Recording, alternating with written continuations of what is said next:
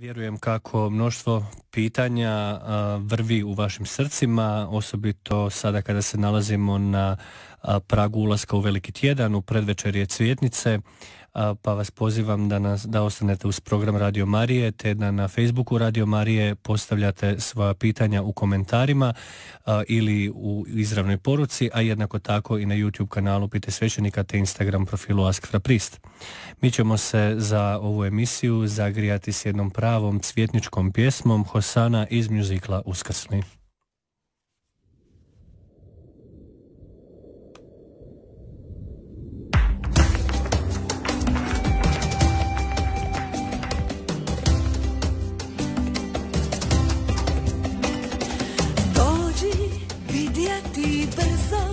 Maslinske nam gore stiže Isus, hodajuć po tepihu od cvijeća, haljina i cvijeća.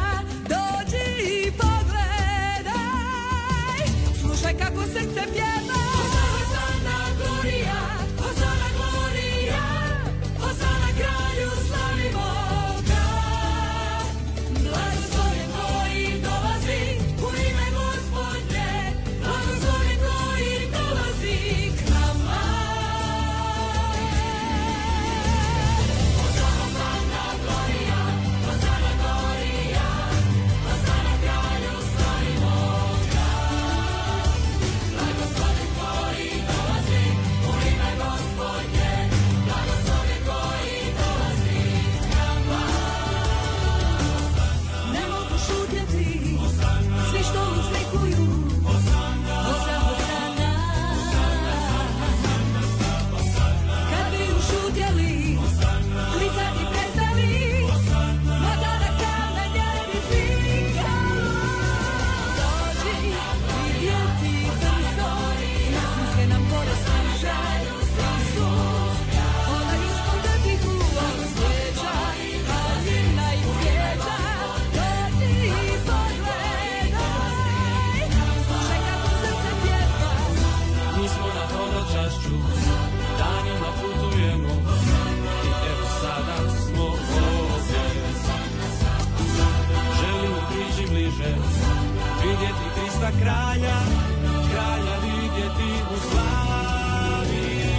Dođi vidjeti brzo, maslinske nam gore stiže Isus, hodajuć po tepihu od cvijeća, haljina i cvijeća. Dođi i pogledaj, slušaj kako srce pjeva.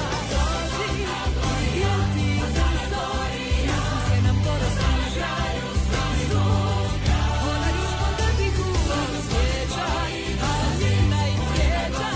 Dođi i pogledaj, slušaj kako srce pjeva.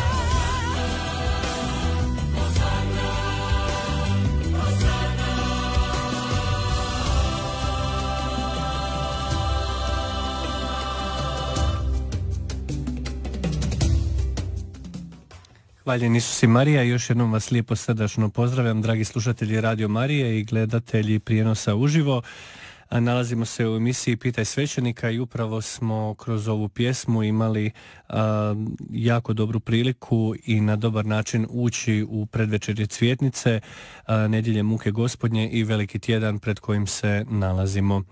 Ono što je u ovom danu osobito posebno i ono što nas na osobit način sutra čeka, to je upravo blagoslov maslinovih i inih grančica, a simbol maslinove grančice je simbol mira, čistoće, Božje providnosti, brige za ljude i simbol snage. Kao što znamo, u Starome zavjetu nakon 40-dnevne kiše i potopa koje je Bog pustio na zemlju, upravo je golubica maslinovu grančicu donijela u kljunu, što je bio znak Božjega pomirenja s ljudima, a isto tako znamo i u Velikom tjednu koji je pred nama da se Isus upravo u maslinskom vrtu krvavim znojem znojio i na takav način započeo svoju muku koja nas je otkupila i spasila. Prema predaji, Isusov križ bio je napravljen od maslinove grane i od cedrovine.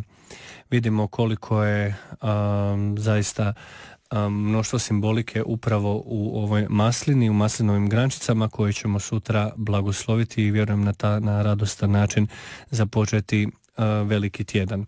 Vjerujem da ste mnogi od vas isto tako i svoje korizmene odluke privodite ih kraju i nadam se da će te korizmene odluke zaista uroditi plodom za cijelu našu za cijelo naše postojanje kao vjernika i da će one na ispravan način nas dovesti do slavljenja nedjelje Gospodinova uskrsnuća koja je toliko radosno pred nama i vjerujem da ju svi na neki način jedva čekamo. Iz više razloga ne možemo ne sakriti radost i zbog toga što evo i od sutra osobito imamo priliku i na onaj dobri stari način proslaviti Euharistiju kada ćemo si napokon moći pružiti mir i imati blagoslovljenu vodu na ulasku u naše crkve. Mislim da je to nešto što je sigurno lijepo i da je to nešto što treba na osobit način proslaviti, jer ipak možemo reći da je to nešto što nam je isto u jednoj mjeri nedostajalo kao vjernicima. Iz tog razloga mislim da je to uistinu nešto čemu se isplati veseliti i što će itekako obilježiti ovu cvjetnicu nedjelju muke Gospodnje. I stiglo nam je već i prvo pitanje. Hvaljen Isus i Marija. Nemam neko konkretno pitanje o duhovnosti, nego više o međuljudskim odnosima. Na poslu mi je jako teško, mnoštvo je spletki, ogovora, podmetanja i sličnoga. Trudim se jednostavno raditi svoj posao i nakon odrađenoga otići svojoj kući. Međutim, često se i sama upustim u ogovor. Borim se, ali mi teško ide. Imate li kakav savjet? Vjerujem prije svega hvala na pitanju. Vjerujem da je možda najlakše reći jednostavno nemojte ugovarati. Međutim, kada je čovjek u takvoj radnoj atmosferi gdje je prisutno sve ovo što ste ovdje naveli i sve ono što je s čime se susrećete, zapravo jako, jako veliki izazov. Ono što je na prvom mjestu važno jest imati u vidu da je lijepo kada na radnom mjestu imate recimo tako normalnu prijateljsku atmosferu, međutim jako je važno i o tome smo nešto već i ako se ne varam i u prošlom podcastu malo razgovarali, da radno mjesto nije obitelj. Dakle, ono može nalikovati obitelji i može biti obilježeno korektnim, dobrim, kvalitetnim međuljudskim odnosima, poštenim, ali je jako važno ne upadati u zamku gdje se radni odnos i radno mjesto naziva obitelji. Iz jednostavnog razloga zato što to onda često spriječava da radimo svoj posao kako treba. Dakle, i naš poslodavac je tada u nezgodnoj situaciji jer mu se teško postaviti onda, a isto tako i mi možemo biti u jako nezgodnoj situaciji kada se od nas traži da radimo ne samo malo više od onog našega posla, nego i ono što zapravo uopće možda nije niti u radnom ugovoru, niti u prvotnome dogovoru. Zato mislim da je jako važno kada na posao idemo moliti za svog poslodavca ili ako ste poslodavac moliti i za svoje radnike, u svakom slučaju moliti za svoje kolege radne, jer to je ono što je preduvjet da bi nam na radnom mjestu bilo za početak izdrživo, a onda i lijepo s vremenom. Jako je zgodno to rečeno na više mjesta, ne znajući autora, ipak ću ga citirati, da ako volimo posao koji radimo, tada zapravo onda nikada ne radimo. Rad se uvijek nekako poistovjećuje s nečim što ne volimo i to je zapravo šteta, jer istina je da je rad na neki način u počecima u jednoj mjeri možda je bio i kazna, odnosno kad kažem rad onda mislim težak rad, ali ipak je svaki posao i svaki rad, dakle, kada je pošten i kada je doličan, dostojanstven, dostojan čovjeka, on je mjesto posvećenja.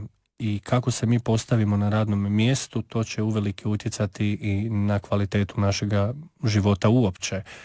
Ako uzmete u obzir da prosječan čovjek na radnom mjestu provede 8 sati, Iako bih ipak rekao u zagradi da su to sretnici koji rade isključivo 8 sati, jer najčešće svi mi na ovaj ili na onaj način imamo nešto prekovremenoga i to je, opet rekao bih, na neki način isto normalno, jer nije moguće nekada niti odraditi sve od tih 8 sati, ali mislim da je zadatak poslodavca da učini sve da se ne prekoračuje, dakle, taj period posla, dakle radno vrijeme jednom riječju, i naravno da radnik bude pošteno plaćen. Inače, ako to nismo znali, jedan od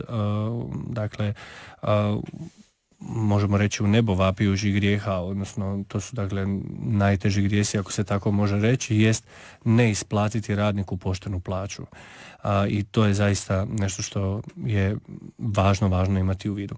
Također, treba imati u vidu da je jedan od najvećih svetaca, a to je upravo Sveti Josip, zaručnik Blažene djevice Marije, on je štovan i kao radnik, te je njegov blagdan kao Josipa radnika slavimo 1. svibnja i on je zaštitnik radnika i onih koji nešto rade u životu, tako. Ali ono što je tu možda posebno lijepo prepoznati jest da je Bog osmislio rad, ljudski rad, i dao je čovjeku tu sposobnost kako bi čovjek mogao surađivati na Božjem dijelu stvaranja. I to je ono što je zapravo smisao i bit rada. I kada čovjek to tako gleda, onda sve ono što radi čovjek razumijeva da to doprinosi Božjem dijelu stvaranja. Mi često znamo istaknuti onu rečenicu s početaka Biblije kada Bog prvim ljudima naređuje i kaže im plodite se i množite. To nam nije problem nekako zapamtiti, a zaboravimo na onu sljedeću rečenicu: napunite zemlju i sebi je podložite. Dakle, ta rečenica sebi podložiti zemlju zapravo znači ništa drugo nego svojim radom osigurati da čovječanstvo ide naprijed. Ponavljam, jako je teško možda razmišljati o ovim stvarima kada imamo lošu ili nepitomu atmosferu na poslu, međutim smatram da i takva atmosfera može biti i mjesto našega posvećenja.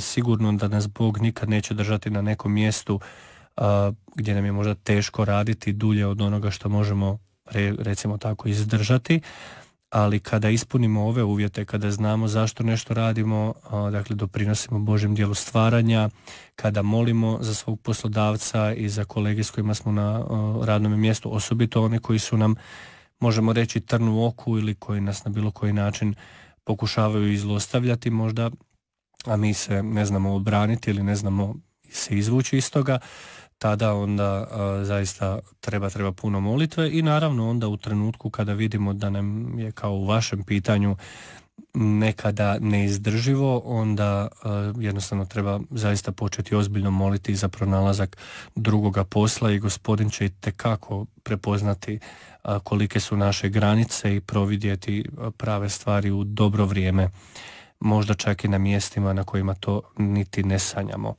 Vaše pitanje se tiče i ogovora, odnosno dakle lošega govora o drugima, pa je dobro ipak napomenuti da je bitna razlika između ogovora i klevete. To govorim zbog toga što mnogi ljudi kažu kako oni ne ogovaraju, nego oni kažu samo istinu o drugima. I ta izjava ne funkcionira na više razina, jer je ogovor istina izrečena o bližnjemu, a može narušiti njegov dobar glas, odnosno njegovo dostojanstvo. Dakle, ogovor nema veze s laganjem.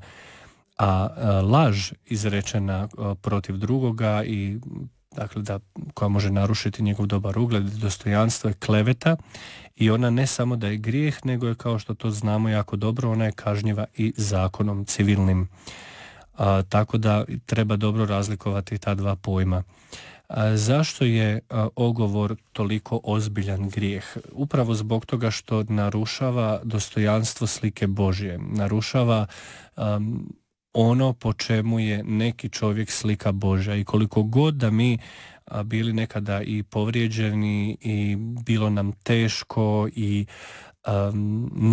netko nam se ne sviđao ili netko prema nama bio nepravedan pa bismo mu mi sad to tako rado vratili, ogovor nikada nije opravdan.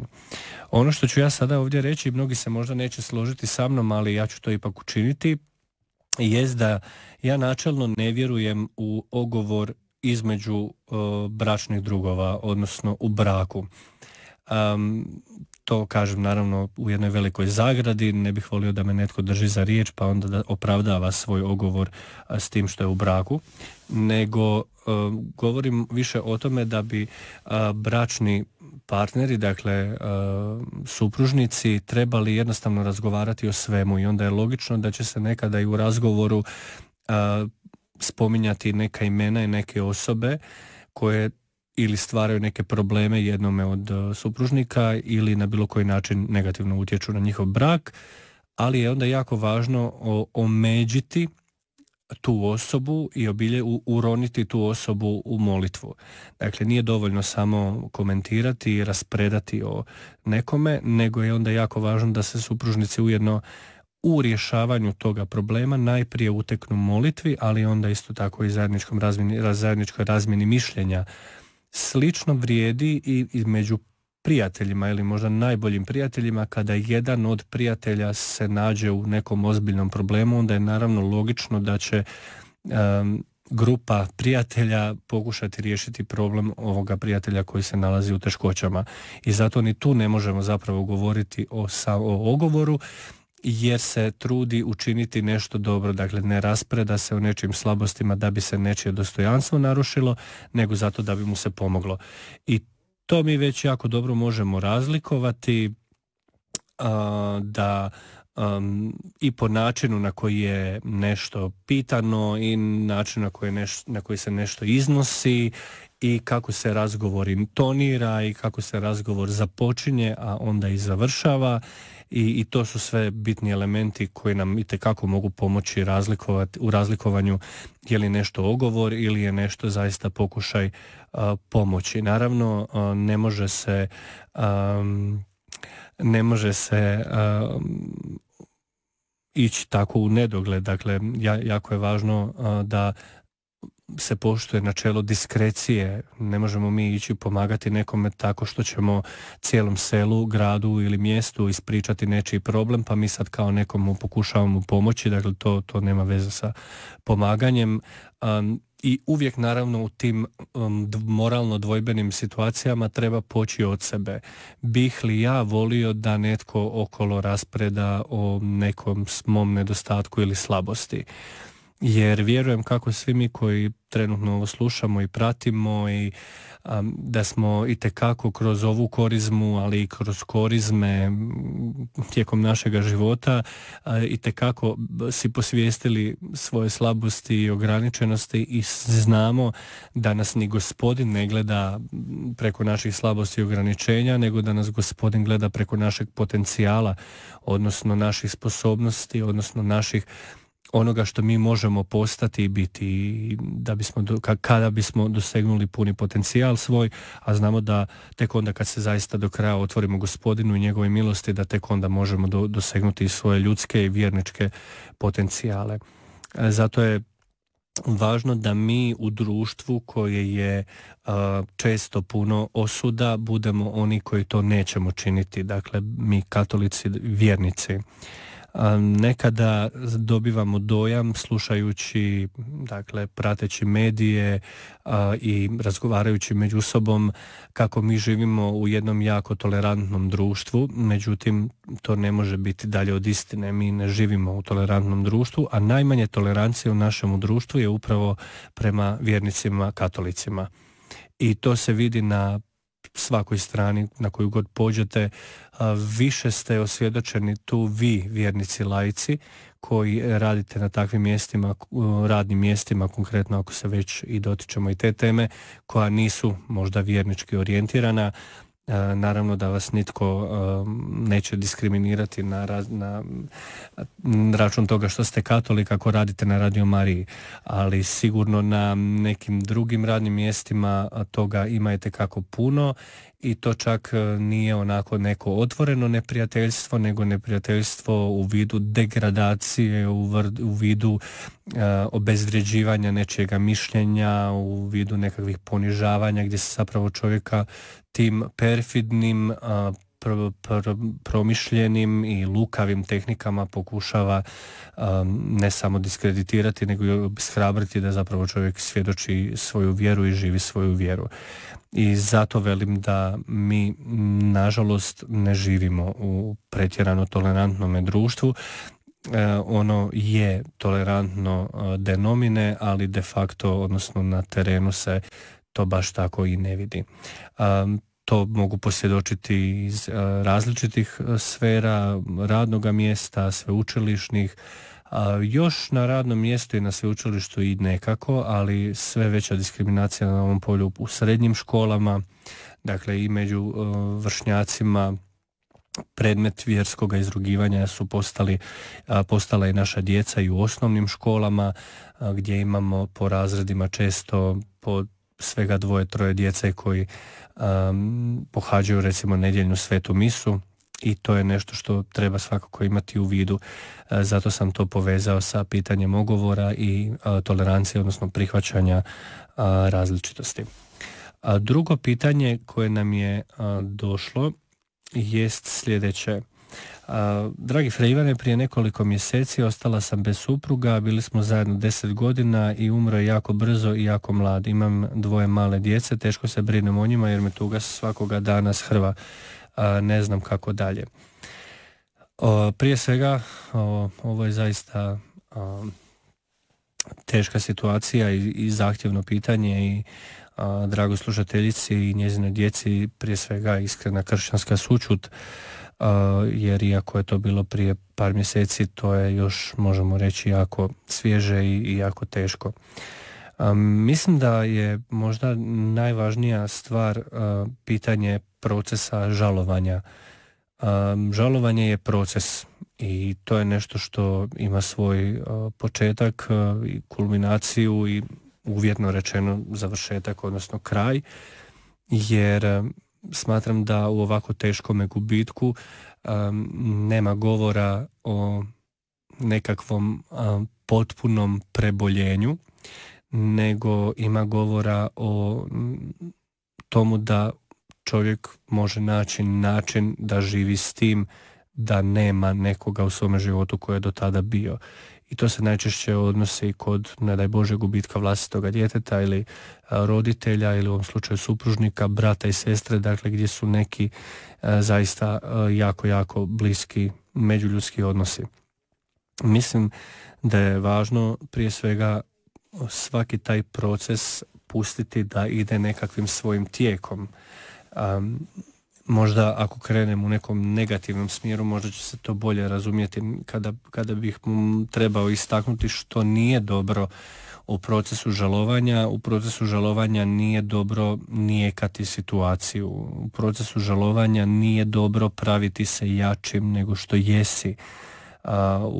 To inače nije dobro u životu, praviti se nečim što nisi ili nekakvim kakav nisi, a pogotovo u tom slučaju, zato što osobito u tako cijepajućim situacijama kao što je smrt voljene osobe, kada se čovjek rascijepi nekako u svom srcu, odnosno odvoji se od nekoga tko ga je uvelike uvjetovao i s kim je bio osobito povezan, svaki korak je važan i svaki korak koji bi se preskočio bude se vratio kao bumerang, odnosno prije ili kasnije to ispliva na površinu, ta nedovršena radnja koju nismo proživjeli.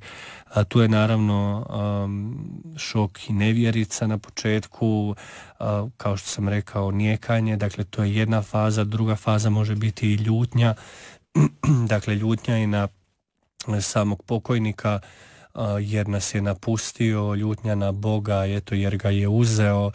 Dakle, to su sve normalni procesi kroz koje treba čovjek proći. često se događa veliki lom upravo u ovom drugom procesu, dakle ljutnje, gdje onda dolazimo u konflikt između onoga što osjećamo i između onoga što nas naša vjera uči.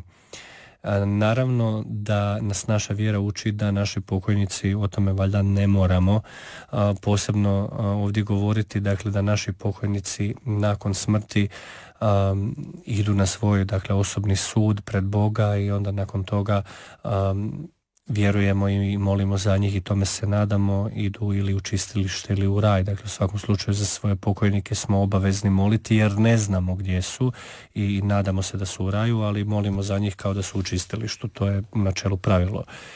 I zato je u tim slučajevima važno razumjeti da ta ljutnja na pokojnika i ljutnja na Boga nisu ništa racionalno, niti ništa logično. Baš kao što ni smrt i gubitak voljene osobe nije ništa racionalno i ništa logično. Naravno da će ta faza proći, da je to isto samo jedan korak u procesu, ali budemo li to ignorirali i pravili se da to ne postoji, tada bismo mogli zauvijek ostati upravo u tom stanju, dakle u jednoj regresiji toga procesa žalovanja. Nakon toga najčešće dolazi jedna faza ozbiljnog tugovanja, svijesti da ta osoba više neće doći na vrata, svijesti da gdje je ta osoba sjedila u našem blagovalištu, što bi ona sada rekla ili učinila u nekom trenutku. Dakle, to je jednostavno ta najdulja faza možda, a to je samo prihvaćanje da osobe više nema. Nama je neusporedivo, vjerujte dragi slušatelji i gledatelji, neusporedivo lakše kao vjernicima nego osobama koje nisu vjernici i to si uvijek moramo iznova posvješćivati i toga se podsjećati, jer vidimo koliko nam je kao vjernicima nekada teško i zahtjevno, a zamislite onda kad netko uopće nema ništa od ovoga što mi kao vjernici imamo i zato zaista možemo samo moliti za te ljude da ih Gospodin dotakne i da potraže utjehu i u njegovom zagrljaju, u njegovoj riječi, u njegovom krilu. Ali u svakom slučaju mi se nekako naviknemo živjeti bez te osobe jer vjerujemo da ćemo se jednoga dana s tom osobom opet sresti, da ćemo opet s njome razgovarati i da ćemo doći na mjesto u očev zagrljaj na kojemu rastanaka na kraju krajeva više nema i nemamo straha od toga da ćemo nekoga izgubiti. Ono što je možda dobro u ovoj temi gubitka voljene osobe i smrti procesa žalovanja napomenuti jest da je jako važno sa svim ljudima koji su u našem životu, osobito s onima kojima smo jako povezani i koji su nam posebno dragi, životom bliski i tako dalje, vrijeme iskoristiti dok su na zemlji. Naravno da je to lakše reći nego učiniti, da je teško razmišljati o tome da nekoga od nas jednog dana neće biti i da sad moramo biti svi jedni prema drugima divni i krasni, jer tada onda nećemo nikad normalno živjeti.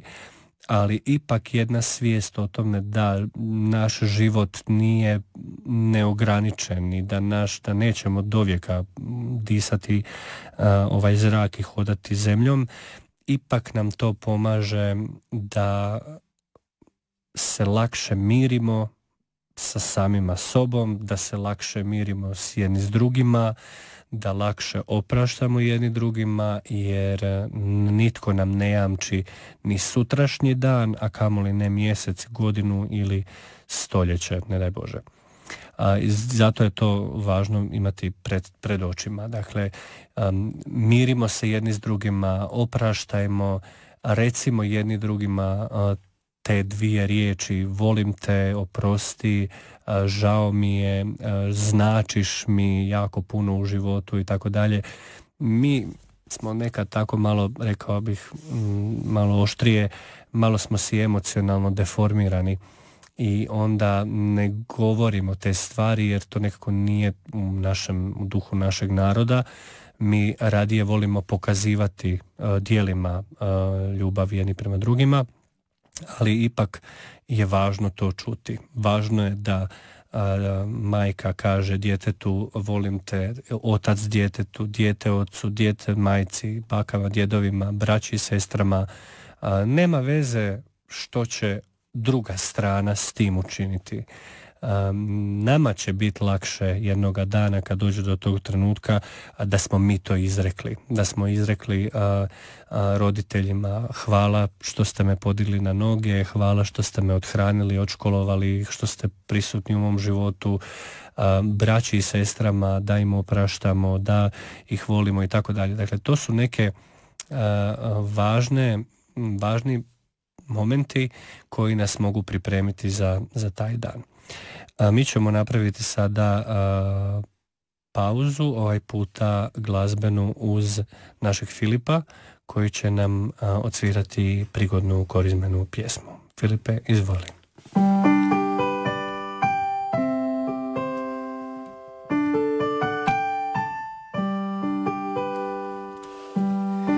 Iznad svih sila i kraljevstva, iznad sve prirode i svega stvoreno, iznad sve mudrosti i ljudskih putova, ti si bio prije stvaranja.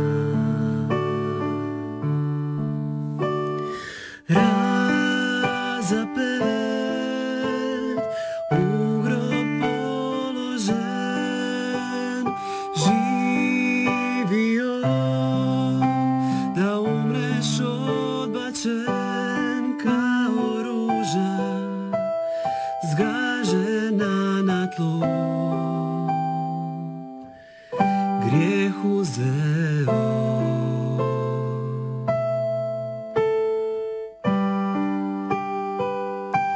Misleći na mene, razapet u grob položen, živio da umreš odbačen kao ruža zgažena na tlu, grijeh uzeo.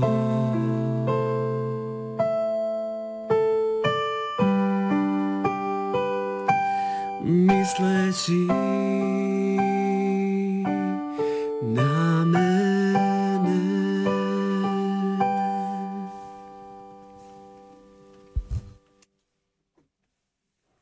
Dragi slušatelji Radio Marije, podsjećam vas, osobito sve vas koji ste nam se tek sada priključili u emisiji, da se nalazimo u emisiji Pitaj svećenika Ask fra Priest, u kojoj možete postavljati svoja pitanja. Na osobit način to možete činiti na YouTube kanalu Ask fra Priest te na Facebook stranici Radio Marije.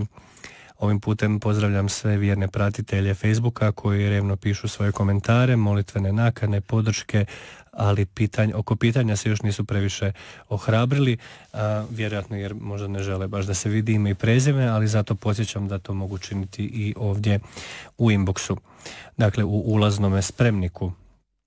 Pristiglo nam je jedno pitanje na YouTube, a to je li sarkazam grijeh? To je jako, jako dobro pitanje i to nam omogućuje da se bavimo malo jezikom, što mi je drago. U svakom slučaju, ono što treba imati u vidu jest razlika između dvaju pojmova, a to je ironija i sarkazam. Ironija je zapravo blaži, odnosno evo, subjektivno govoreći, jedno 10 puta blaži oblik ruganja od sarkazma i zbog toga ne bih rekao da je sama ironija kao takva grijeh, odnosno ironija je doslovce stilska figura koju mi kao ljudska bića, dakle, koji smo retorični, dakle koristimo govor u svome izražavanju, nesvjesno često koristimo. Dakle, ironija znači kada kažemo jedno, a mislimo drugo, a svi znaju da mi mislimo drugo. Dakle, u tome zapravo nema ništa posebno negativno ako se radi o jednoj dobroj mjeri. Čak mislim da sam uspio pronaći i u Evanđelju na par mjesta čak i Isusovu ironiju u njegovom izražavanju. Sarkazam je zapravo, kao što i sam izgovor, kad kažete ironija, zvuči puno blaže nego sarkazam i zaista je tako i u po samome pojmu. Sarkazam se razlikuje od ironije što on negira postojanje samoga sebe, što znači da osoba koja je sarkastična, ona se uvijek oštro ruga, oštro podsmjehuje, osuđivački nastupa, te na takav način i negira postojanje sarkazma. Dakle, sarkazam ima veliki problem s istinitošću, dakle, a ironija ne. Naravno da ja ne bih sada tu javno blagoslovio ironiju kao takvu, odnosno smatram da je ironija u izražavanju jednoga vjernika treba biti iznimka koja nam omogućuje da nešto podcrtamo što nismo na drugačiji način nekome mogli objasniti jer očito nije vrijedilo. Dok sarkazam ne bi nikada trebao biti prisutan u životu vjernika. Evo, nadam se da je ovo koliko toliko pomoglo. Dakle, ono što je najvažnije, bitna je mjera. Došlo je i jedno pitanje na mail. Pozdrav, nedavno smo kupili zemljište u našoj ulici, budući da je parcela koju smo kupili bila godinama prazna, a njome su se služili ostali susjedi. To je potaklo neke da se angažiraju. Dva su nam susjeda uzurpirala zemlju, dok je jedan stavio lokot na ogradu kojim je zemljište ograđeno braneći nam pristup zemlji koju smo uredno kupili od vlasnika. Jedini način da stupimo u posjed zemlje koju smo kupili je tužba. Napominjem da su svi znali da ta zemlja nije javno dobro nego privatno vlasništvo. Naše namjere kao obitelji nisu bile da ikoga povrijedimo ili isprovociramo, nego jednostavno da kupimo zemlju. Time smo prvenstveno htjeli riješiti problem parkinga. Klevete i tenzije u kvartu ne prestaju, niti smo se u jednom trenutku ni suprug ni ja htjeli s nekim posvađati, niti namjeravamo, a napade trpimo stalno. U cijeloj toj situaciji teško je zadržati mir. Moje pitanje je jesmo li u grijehu ako pokrenemo tužbu protiv uzurpatora? Prije svega, hvala na pitanju i mislim da je ovo pitanje jako široko, ne samo zbog specifičnosti vaše situacije, nego zato što se uz ovo pitanje vežu i brojna druga pitanja, a tiču se obiteljske raspodjele imovine, pa bih onda odmah se volio dotaknuti i te teme. Ovdje zapravo nema puno dvojbi, dakle svaki humani, civilni, zakonski postupak koji ne ugrožava nečiju egzistenciju, a to u ovom slučaju ne vidim da je tako, je legitiman i s moralne strane. Dakle, jednom riječju ne, niste u grijehu ako nekoga tužite. Naravno da bi bilo dobro i lijepo i krasno da mi živimo u svijetu tratinčica i cvijeća u kojem ne postoje ljudi koji rade protiv ne samo civilnog nego i moralnog zakona, jer ovdje se radi i o kršenju moralnog zakona. Dakle, kada mi pokušavamo otuđiti nešto što je tu nečije, dakle, tada mi kršimo ne samo civilni zakon, nego kršimo i Božji zakon, jer se to protivi 7. Božjoj zapovjedi koja glasi ne ukradi. I to je ono što je možda tu najproblematičnije. Drugo, dakle, mislim da je važno, koliko god se to možda i podrazumijeva, važno je imati pred sobom da i ti koji vas tuže, odnosno koji vas kradu, bolje rečeno, i koji čine nešto što ne bi trebali, da su i oni djeca Božja, i to je ono što je možda najteže u toj cijeloj situaciji. Jedini način da sačuvamo mir protiv uzurpatora, kradljivaca ili kradljivaca zemlje ili kradljivaca našega mira, jest molitva, i moramo moliti za svoje neprijatelje, moramo moliti za one koji nas progone, Naravno da ćete pokušati svim mogućim sredstvima iz više razloga ne ići na sud, niti pokretati tužbu, jer smatram da je to uvijek zadnja stvar koju trebamo činiti, da se uvijek trebamo pokušati dogovoriti kao ljudi i ponavljam, učiniti sve što je moguće da se to riješi riječju, koliko je to naravno moguće. Ukoliko nije moguće, dakle posezanje za ponavljam, legalnim, legitimnim i moralnim pravnim sredstvima je u svakom slučaju dopustivo i nemate tu zapravo i nekakvoga posebnoga izbora. Ono što sam ovdje osobito htio još spomenuti je pitanje raspodjele obiteljske imovine. Ja mislim da ne postoji obitelj u našoj domovini, a možda i malo šire, koja nema barem jednu sudsku parnicu ili barem početak iste ili barem nekakve, da tako kažem, trzavice oko raspodjele imovine.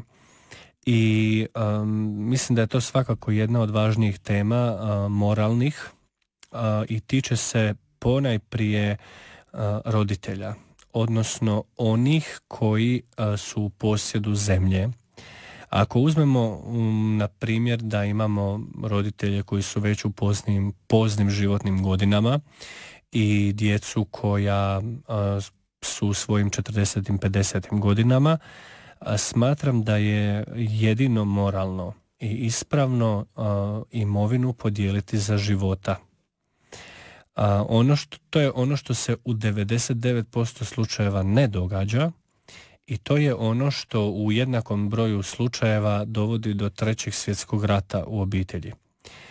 Zato tu držim odgovornima najprije roditelje.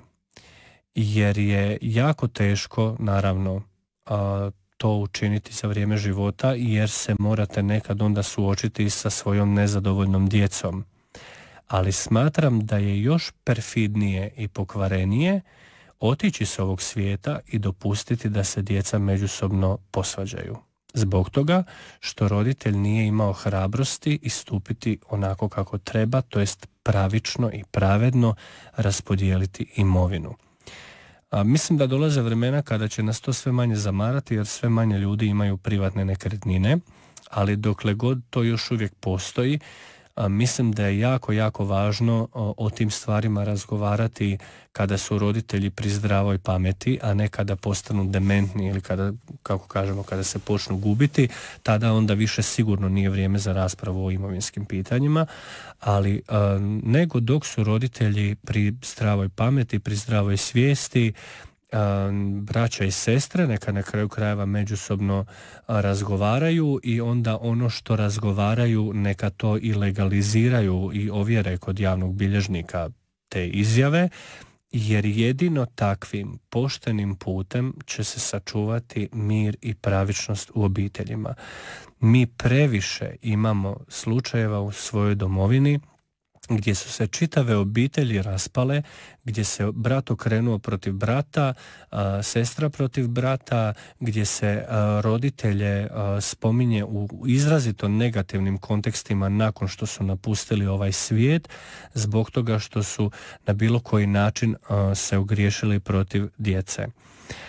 Smatram zgodnim napomenuti jedan primjer kojega sam imao prije nekoliko godina u jednom razgovoru. Ovako razgovor je započeo relativno neformalno i tema se pokrenula upravo ova i osoba s kojom sam razgovarao je rekla kako ne bi prepisivala i dijelila imovinu za života ta osoba, jer što ako nju djeca izbace iz kuće ili pošalju u dom prijevremeno, odnosno ako joj dom ne treba. Tada sam ja odgovorio protupitanjem koje smatram da je legitimno. Zašto bi ikoji roditelj mislio da će ga djeca izbaciti iz kuće? što sam ja to kao roditelj naučio svoje dijete, kakav sam mu ja to primjer pružio, što je to što moje dijete može dovesti do toga da to njemu uopće padne na pamet. To je smisao cijele priče podjela imovine. Dakle, podjela imovine nije pitanje imovine i novca i nekretnina i pokretnina, nego je podjela imovine pitanje odnosa između roditelja i njihove djece. Ako je taj odnos iskren, otvoren, ako su ta djeca bila odgajana u tome da budu darežljiva, da međusobno dijele, da ne budu škrta, tada u takvim obiteljima sigurno neće biti problem podjela imovine. Smatram da postoji još jedan stereotip u našem narodu, a tiče se kćeri. Kako bi se kćeri trebale odreći svoje imovine, jer eto, one se tako i tako udaju. Smatram da je to nešto što je jako prisutno u našem društvu, iako se o tome možda ne govori ovako sada baš izravno kako ja to činim, ali to postoji. To se podrazumijeva nekako u našem mentalitetu i to je isto neprihvatljivo. Ako će se kćer XY odreći svoje imovine, ona će to napraviti zato što se ona želi odreći, a ne da mi kao roditelji pretpostavljamo da će se moja rođena kćer odreći imovine, dakle koja jednako zavređuje pravo nasljedstva time što je moja krv, moje dijete i isto tako kao i moj sin. Nemojmo raditi diskriminaciju između braće i sestara, nemojmo raditi dakle tu spolnu diskriminaciju, nemojmo raditi diskriminaciju na bilo koji drugi način. Kao roditelji ste dužni biti pravedni i ostaviti sliku poštenja svojoj djeci, jer koliko god to bilo nekad možda nezgodno razgovarati ili nelagodno razgovarati ili neugodno razgovarati, mi o tomu moramo razgovarati. Nekada neki ljudi koji su već zaista u ozbiljnim poznim godinama, pri tome mislim 90 plus, kad vi njima to spomenete, onda oni kažu pa ja ne mislim još umrijet. Moram priznati da mi je to fascinantno. Naravno da ne mislim da netko treba željeti umrijeti, ne mislim da znači, svatko od nas prelazi s ovog svijeta onda kad nas stvoritelj pozove, ali biti toliko nerealan i ne očekivati smrt skoru nakon 90. godine, to ne mogu razumjeti, niti ću ikad razumjeti. Važno je razmišljati o tome kakvu to mi baštinu ostavljamo svojoj djeci i svojoj unučadi. Došlo nam je još jedno pitanje na mail i to će uz još jedno pitanje na YouTube biti posljednje za večeras, jer već smo došli do kraja današnje emisije, vjerovali ili ne. Hvaljen Isus i Marija. Zanima me kako ispovjediti neke pod navodnicima glupe, možda bolje rečeno neobične grijehe, poput prepisivanja na fakultetu ili ilegalno skidanje filmova i slično. Često me muči kako da to ispovjedam bez da ne budem smiješan svećeniku.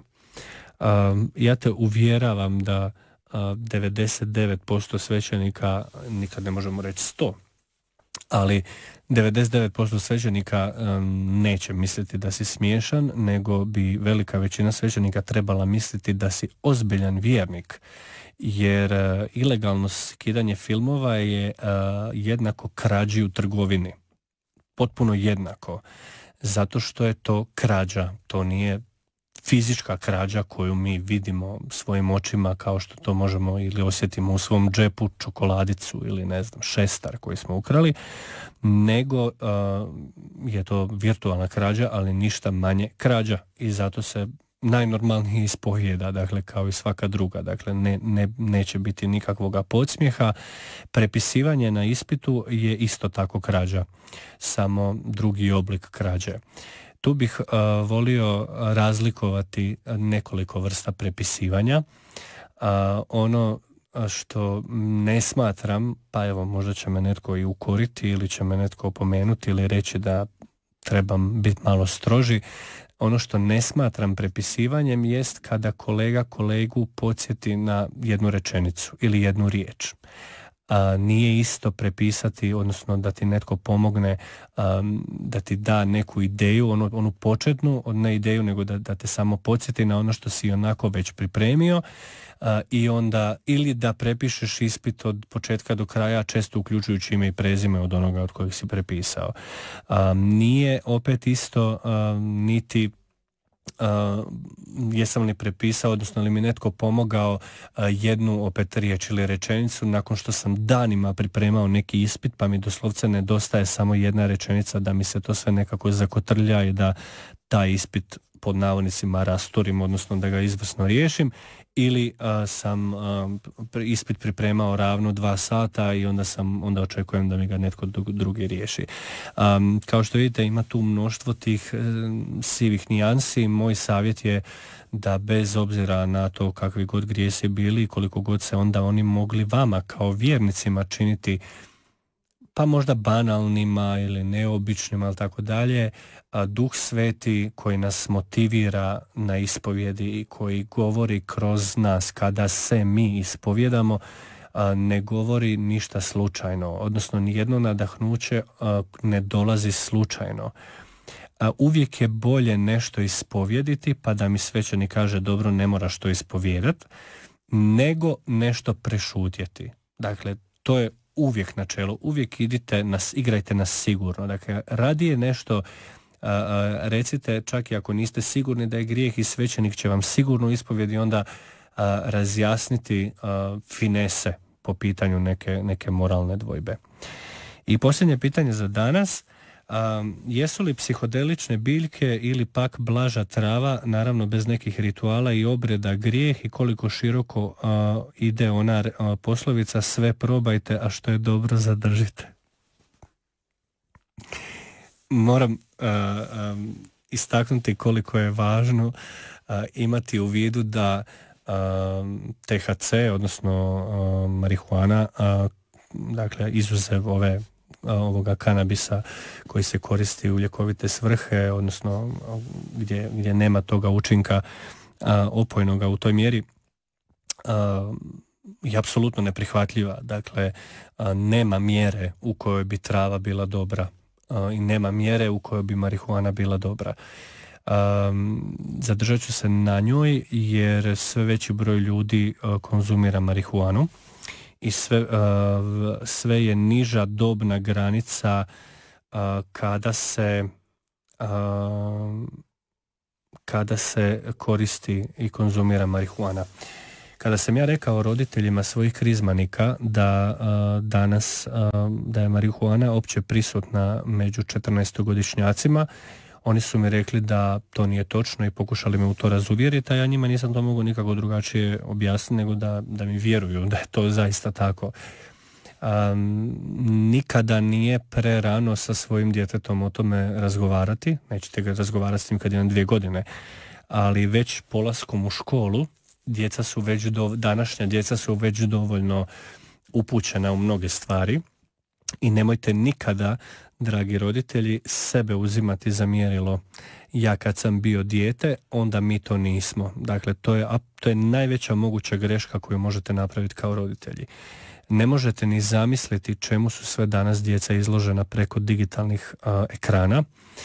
Ne možete niti zamisliti u kojoj mjeri su ona u mnogim segmentima razvijenija nego što smo mi bili kao djeca, upravo zahvaljujući i tim ekranima, i jednako kao što su u mnogim drugim segmentima deformiraniji zahvaljujući tim ekranima. Deformiraniji su, na primjer, u sitnoj motorici. Evo, to pitajte bilo koga. To je nešto u čemu su definitivno lošiji nego što smo bili mi, u načinu izražavanja, u govoru, u pismenosti. Dakle, to je poražavajuće. Ono u čemu su bolji je sigurno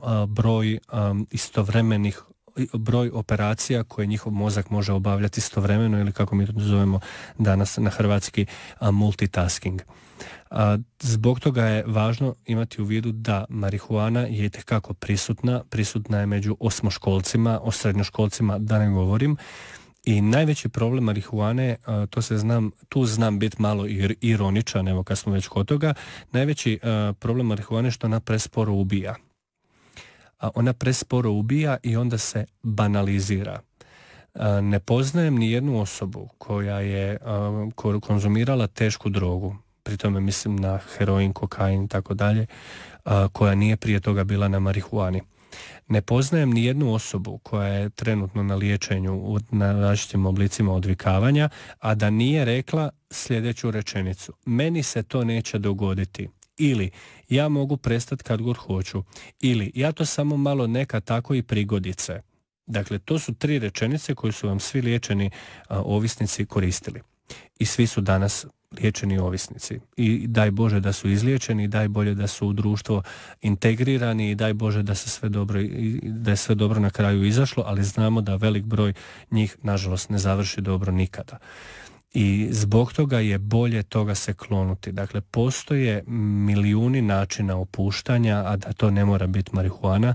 To je dobra knjiga, to je dobar film, to je iznad svega i povrh svega Sveto pismo, evanđelja, duhovna glazba, duhovne obnove, priroda koja nas okružuje, meditacije koje možemo imati u prirodi. Uzmite riječ Božju, odite, sjednite na obližnje jezero, u šumu, maknite se od buke ovoga svijeta i da vidite terapije i opuštanja bez potrebe za korištenjem marihuane. Najnegativniji učinak marihuane koji mi nitko ne može osporiti da postoji dugoročnim konzumiranjem, a već sam pobio tezu da netko tek periodično konzumira marihuanu jer ti nikad ne znaš kad ćeš se na to navezati, kad će doći taj trenutak da više ne da nećeš moći bez nje, nego nećeš htjeti bez nje. Dakle, najnegativniji učinak jest gubitak svijesti o stvarnom životu. Dakle, dok mi ne konzumenti marihuane možemo se redovito nositi sa količinom stresa koju nam svakodnevica servira, osoba koja puši marihuanu dugoročno u trenutku izostanka marihuane ne može nositi ni sa najmanjom dozom stresa. I tada dolazi do pucanja.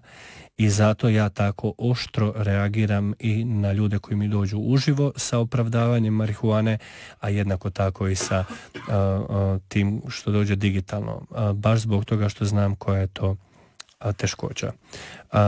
Zbog toga vas, dragi gledatelji, pozdravljam i dragi slušatelji, vama osobito zahvaljujem na vašoj pozornosti što ste i ove večeri bili u programu Radio Marije u emisiji Pitaj svećenika Ask fra Priest. Mi se naravno vidimo i u svibnju, Marijinom mjesecu. Sva ova pitanja na koja možda nisam stigao odgovoriti možete poslati naravno na Instagram ili na mail i tamo ću vam na ta ista pitanja odgovoriti. Hvala Filipu koji nas je glazbeno pratio i ove emisije, našem Anti koji je u režiji i u tehnici, a mi se vidimo kroz mjesec dana. Želim vam od sveg srca radostan i blagoslovljen ovaj veliki tjedan. Vi ostanite uz program Radio Marije. Hvaljen Isus i Marija.